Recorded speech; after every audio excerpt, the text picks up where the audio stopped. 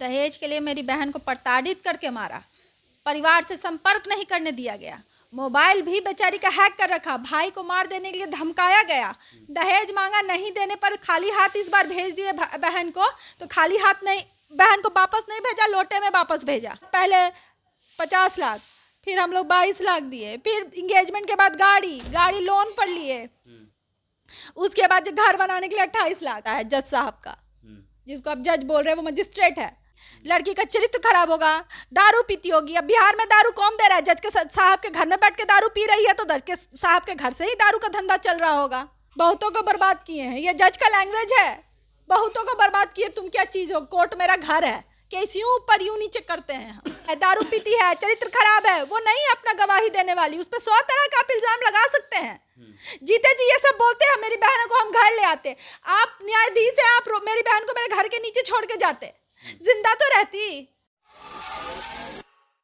पटना के दानापुर की चांदनी चंद्रा जी रहने वाली हैं। उनकी शादी 2022 में जो पटना सिविल कोर्ट में न्यायिक दंडाधिकारी हैं उनसे हुई थी। पिछले दिनों जो है उनकी हत्या कर दी गई। परिवार वालों का कहना है कि दहेज को लेकर के पूरा मामला हुआ। उनकी बहन चांदनी चंद्रा की बहन हमारे साथ है। क्या हुआ था, क्या मामला था, पूरा आसान भाषा में समझाइए। दहेज के लिए मेरी बहन को प्रताड़ित करके मारा, परिवार से संपर्क नहीं करने दिया गया, मोबाइल भी बेचारी का हैक कर रखा, भाई को मार देने के लिए धमकाया गया, दहेज मांगा, नहीं देने पर खाली हाथ इस बार भेज दिए बहन को, तो खाली हाथ नहीं, बहन को वापस नहीं भेजा, लोटे में वापस भेजा। कब यही हुआ मेरे साथ। कब शादी हुई थी? 11 मई 2022 को हुआ था। आपसी सहमति से शादी हुई थी? आपसी सहमति, बिहार का pure arrange marriage. Arrange marriage? हाँ। आपने लड़के के बारे में बैकग्राउंड वगैरह पता किया था? पता किए थे। शादी के पहले तो बोला कि कुछ पैसा नहीं चाहिए, वीडियो शूट फोटो शूट करा लिया, उसके बाद पैसे का डिमांड मांगा। जानता है कि बिहार में एक बार वीडियो शूट हो जाता है, लड़का लड़की में बात हो जाता है, तो अरेंज मैरिज में आदमी फंस जाता है।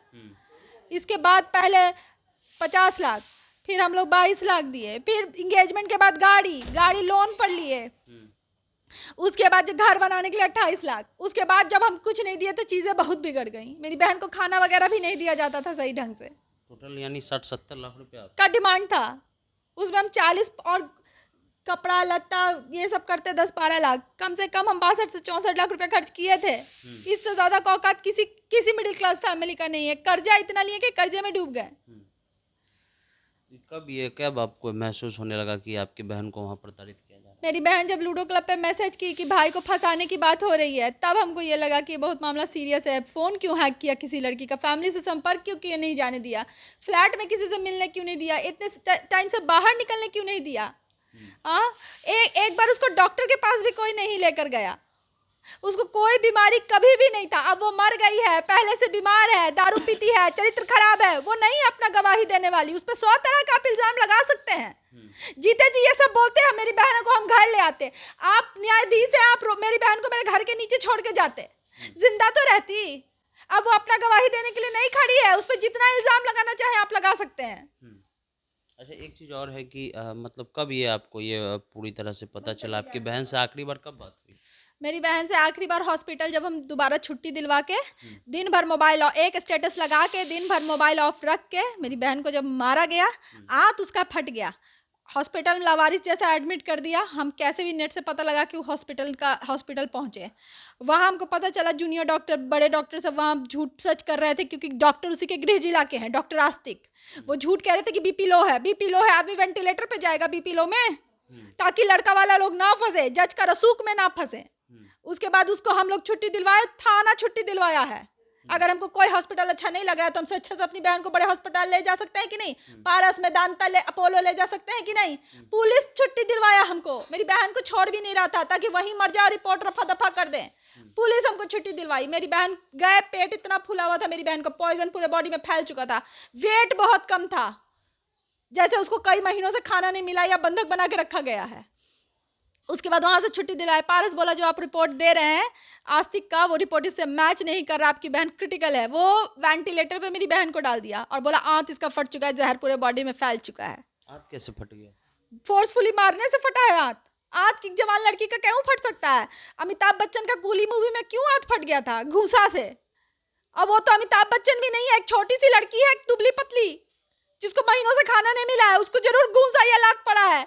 अब पूरा प्रशासन मिल जाए उस जज को बचाने में, लेकिन हाँ मेरी बहन मर गई है, हमको दिक्कत नहीं है, लेकिन ऐसा ही फिर डाउरी का केस जाएगा, ऐसा ही फिर बेल का केस जाएगा, ऐसा ही फिर रेप का केस जाएगा। तो ये जज साहब जिसको आप न्याय की पदवी पे बैठाए हुए हैं, ये बहुत अच्छा न्याय करेगा। और फाइल मोटा कर लीजिए उसको रख के अपने पास। ऐसे लोगों को मेरे पास तो कुछ नहीं बचा बचाने के लिए। समाज को बचाइए, क्योंकि ये पढ़ा लिखा शातिर क्रिमिनल है।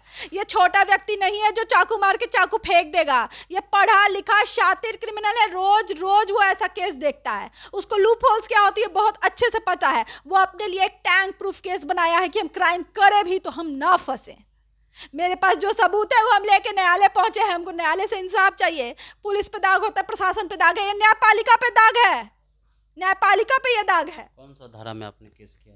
304B।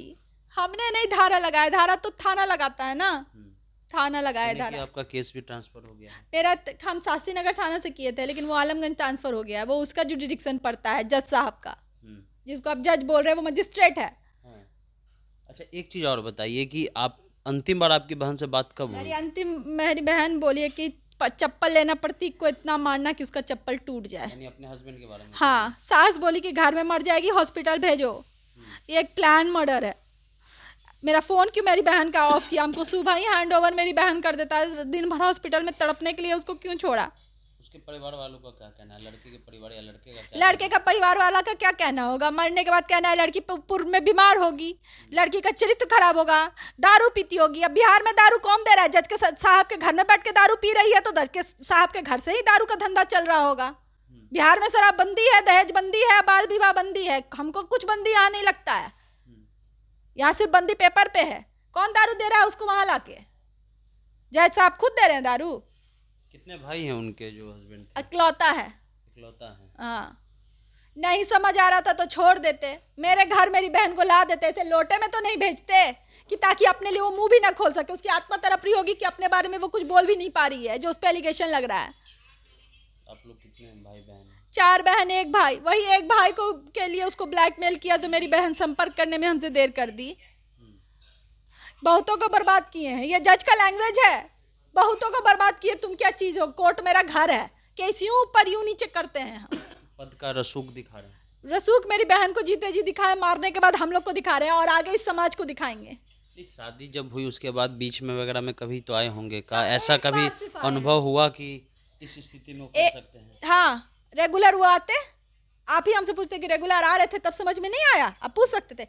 शादी के बाद सिर्फ एक दिन 1 घंटे जो पग फेरा होता है उसके बाद वो कभी नहीं आए। सिर्फ पैसा लेने एक बार मेरी बहन को भेजे राखी बांधने के बहाने, फिर वो लेने नहीं आए, मेरी बहन को विदाई कराने नहीं आए। तो हम लोग ही बिना पैसा के अक्टूबर में माह में मेरी बहन को हम ही भाई बहन माँ बाप मिलके जैसे सामाजिक बिहार में होता है बहन को पहुंचा दिए, लेकिन बिना पैसा का, क्योंकि पैसा इस बार नहीं था देने के लिए।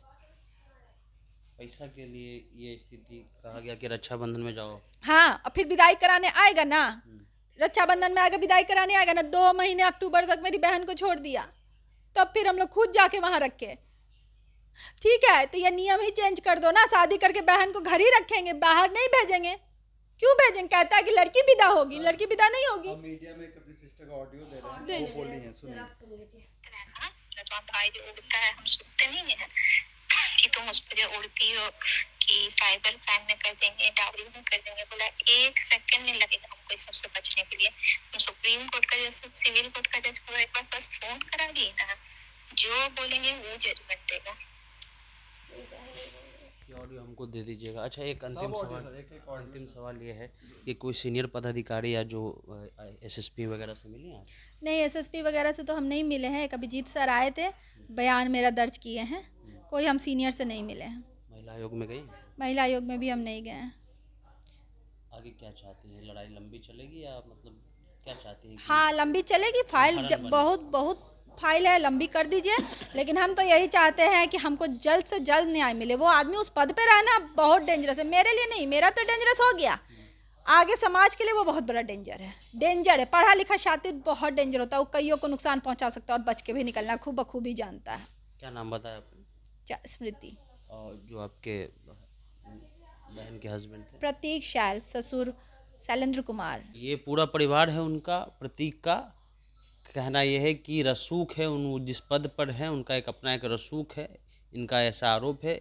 उसके अलावा ये एक बड़ा उदाहरण भी है कि कहा जाता है कि लोग पढ़ लिख जाते हैं तो उनका जो बुद्धि है वो सातवें आसमान पे रहता है, वो बुद्धिजीवी हो जाते हैं। लेकिन जब बुद्धिजीवी समाज में ऐसा हो कि अगर आपको लड़की पसंद नहीं थी तो आप कह सकते थे कि हम दोनों अलग हो सकते हैं, और आप तो न्यायिक प्रक्रिया बेहतर जानते हैं, लेकिन उसके बावजूद जैसा कि परिवार का आरोप है कि भाई उनके बहन को सीधे लोटे में भेजा गया, परिवार वालों से बात नहीं करने दी गई, मायके वालों से बात नहीं करने दी गई, और उसके बाद भी जो है पूरा एक तरह से प्रेशर बना रहे हैं कि हम जो है कोर्ट में हैं, हमारे ऊपर पूरा सिस्टम है। एक ऑडियो भी आया है। ये एक बड़ा सवाल है जो महिला आयोग हैं या जो पुलिस के अपर अधिकारी हैं इस मसले को देखें, और इसके अलावा जो खास करके जो महिला से जुड़े हुए मुद्दे को उठाते हैं इस मसले को देखें, ताकि जिनसे इनकी लड़ाई है एक रसूखदार व्यक्ति, हालांकि उनका पक्ष अभी आना बाकी है। इस मसले पर जो भी अपडेट होगा हम आपको बताएंगे। द इंटरव्यू इंडिया आप देख रही हैं।